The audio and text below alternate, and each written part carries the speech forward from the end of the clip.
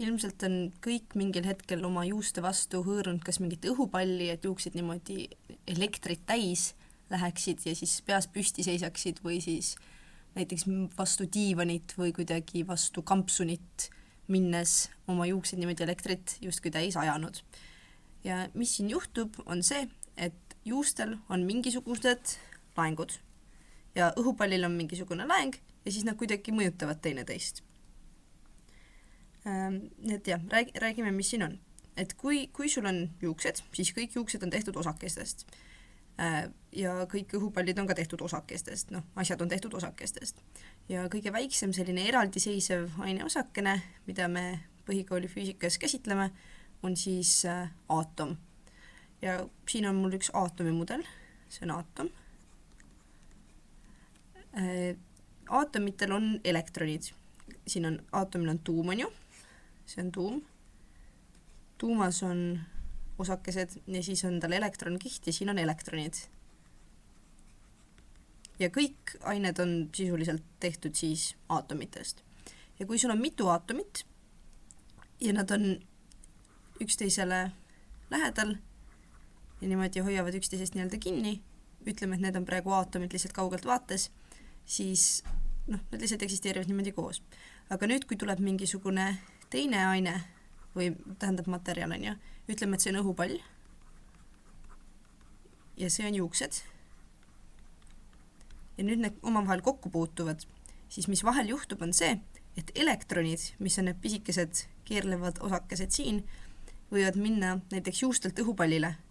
Ehk siis juhtus niimoodi, et mõned elektronid läksid juustelt üle õhupallile. Ehk siis juuksed kaotasid mõned elektronid ja õhupallid said mõned juurde. Ja mida see tegelikult teeb, on see, et kui meil on aatom, siis elektronil on meil selline laeng, mida me kutsume miinuslaenguks. Ja tuumas on elektronidel sellised osakesed, mida me kutsume prootoniteks, mis on positiivse laenguga. Ja kui need positiivse laenguga, kui need negatiivse laenguga elektronid nüüd lähevad juuste küljest õhupalli külge, siis mis juhtub, on see, et juustele jääb siis positiivne laeng ja siis õhupallile tuleb negatiivne laeng. Ja juuksekarvad, erinevatel juuksekarvadel on ju kõigil see positiivne laeng. Ehk siis, mis juhtub, on see, et kuna me teame põhikooli füüsikas, et plusslaeng ja plusslaeng omavahel tõukuvad, siis juuksed hoiavadki niimoodi peas üksteisest eraldi, et nad niimoodi lähevad elektrit täis nii-öelda ja siis hoiavad üksteisest eemale. Ja kui laetud kehad niimoodi üksteisele vastastik mõju avaldavad, siis seda laetud kehade vastastik mõju jõudu me kutsumegi elektrijõuks. Ja neid laenguid, meil on kokkuleppeliselt lihtsalt lepitud kokku, et ühed on miinuslaenguga, teised on plusslaenguga. Ja kui meil on siis pluss- ja miinuslaeng, siis need tahavad omavahel jällegi tõmbuda. Ja miinus- ja miinuslaeng tahavad omavahel tõukuda.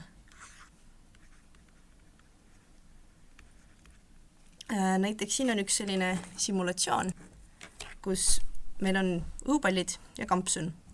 Ja kui me paneme õhupalliga kampsuni külge, siis me näeme, et õhupallile tulid mõned siis nii-öelda miinuslaengud ja sellele kampsunile jäid mõned plusslaengud.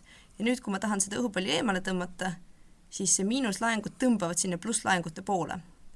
Ja nüüd, kui ma võtan teise õhupalli ja võtan siia ka, hõõrun seda vastu seda kampsunit, siis nüüd on siin ka miinuslaengud. Ja kui ma proovin neid kahte õhupalli nüüd omavahel kokku panna, siis need ei taha minna, sest miinuslaengud, samanimelised laengud omavahel tahavad tõukuda.